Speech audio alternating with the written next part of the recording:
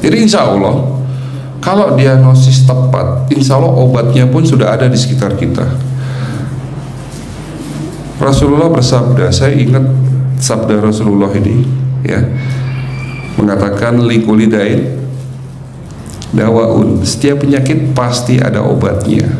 Tolong dicamkan, kita sebagai muslim harus yakin, Pak, insya Allah penyakit diabetes kita bisa sembuh tanpa harus minum obat seumur hidup kita. Insya Allah penyakit kolesterol kita, penyakit jantung koroner kita, insya Allah kita bisa sembuh asal kita yakin, ya. Karena Rasulullah sendiri pun mengatakan likulidain dawa, setiap penyakit ada obatnya kecuali satu penyakit yang tidak dapat disembuhkan. Apa, Pak? Kalau mati bukan sakit namanya, Pak, tua, Pak. Apa ciri-ciri tua? Pikun, apalagi uban, apalagi, Pak? Kulit keriput, betul. Kalau dulu ngelihat ibu-ibunya ini masih kencang kulitnya, sekarang kok sudah keriput gitu, itu tanda-tanda tua. Otot melemah, tulang keropos, fungsi jantung melemah, gitu kan? Seluruh fungsi-fungsi organ melemah, itu tanda-tanda tua. Di saat itulah kita mudah sakit. Kata Rasulullah, penyakit yang tidak dapat disembuhkan adalah tua. Jadi nggak bisa nanti kalau Bapak berharap ke klinik holistik, dok saya pengen muda lagi, ya nggak bisa, Pak. Ya. Alhamdulillah Bapak Ibu sekalian, minum obat 1 bulan, beliau nih balik lagi ke klinik, dok, alhamdulillah dok, pinggang saya sudah tidak sakit. Teruskan Bu sampai 3 bulan, jangan dihentikan. Karena memang pengobatannya harus selama 3 bulan. Dan apa yang terjadi setelah 3 bulan? Datang ke klinik, kita lakukan scanning ulang, dan alhamdulillah saya tidak lagi menemukan adanya kista di dalam rahim. Sampai hari ini beliau tidak lagi mengeluh sakit pinggang dan bebas dari obat pereda nyeri. Itu cerita pertama. Tolong perhatikan cerita saya. Cerita kedua, datang seorang bapak-bapak. Nah, giliran bapak-bapak. Bapak-bapak usia 62 tahun datang dengan keluhan, dok sudah 1 bulan perut saya tidak nyaman, sering begah, tahu begah ya Pak? Sering sebah, sering kembung, mual, dan ada nyeri di ulu hati. Nah, menurut Bapak kira-kira sakit apa tuh Pak?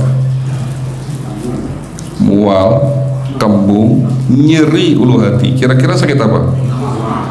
Sakit pah. Kalau sakit mah minum obat apa Pak? Proma. Lu enggak salah, benar. Benar itu. Kalau sakit mah minum masalahnya iya kalau itu sakit mah. Lah kalau bukan, lah bagaimana cara taunya itu sakit mah atau bukan? Periksa. Alhamdulillah beliau saya periksa, walaupun katanya dia yakin saya sakit mah. Loh kalau sakit mah harusnya sebulan sembuh Pak. Udah berobat kemana aja ya, ke puskesmas dok, dikasih obat harinya obat sakit mah. Ternyata setelah saya scanning, saya periksa, bukan sakit mah, sakitnya batu empedu. Nah kalau sakit batu empedu sembuh nggak pakai promah? Ya nggak sembuh Pak. Ya Pak. Kalau Bapak sakit batu empedu nggak akan bisa sembuh pakai promah. Sembuhnya pakai apa? Gampang batu empedu. Bapak jus itu apel hijau. Iya, apel hijau tahu? Bukan apel Malang. Apel hijau itu khusus, lebih kecut daripada apel Malang. Hijau warnanya, kecil-kecil ya. Bapak jus apel hijau sehari 5 buah, dicampur 2 sendok makan minyak zaitun sebelum tidur. Keluar itu batu empedu Pak. Kalau sudah parah ya memang ada beberapa ramuan herbal yang nanti akan saya resepkan gitu. Dan alhamdulillah tidak butuh waktu lama, 10 hari batu empedunya keluar, berangsur-angsur gejalanya pun hilang, mualnya, kembungnya, nyerinya pun berangsur-angsur hilang. Nah itu cerita kedua. Bapak-bapak yang katanya mah, sebulan minum promah tidak sembuh-sembuh, ya tidak sembuh karena penyebabnya bukan mah, tapi penyebabnya karena batu empedu. Lalu cerita ketiga, datang lagi ibu-ibu masih muda, umurnya 30 tahun, cantik pula. Dok, sakitnya tuh di sini katanya.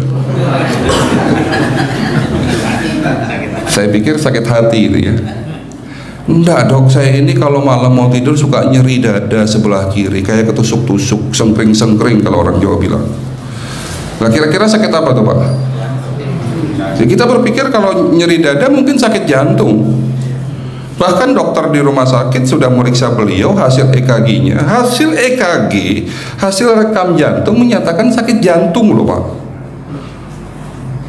Tapi kembali lagi saya tidak langsung percaya apakah beliau sakit jantung. Mungkin saja penyebabnya bukan dari jantung. Mungkin penyebab sakit jantung ini penyebabnya dari tempat lain. Dan ternyata benar setelah saya periksa, jantungnya memang sakit, tapi penyebabnya akibat desakan gas.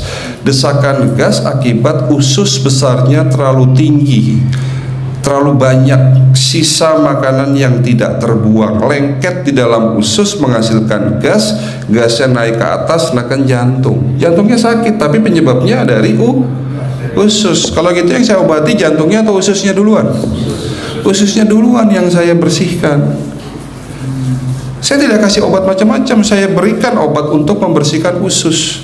Dan Bapak Ibu tahu, ternyata Nabi kita setiap 3 bulan sekali cuci usus Pak.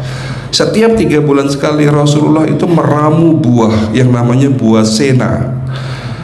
Kalau bahasa kedokteran namanya psyllium khas. Dan ternyata psyllium khas atau buah sena itu ada di dalam beberapa kandungan herbal yang fungsinya untuk cuci usus.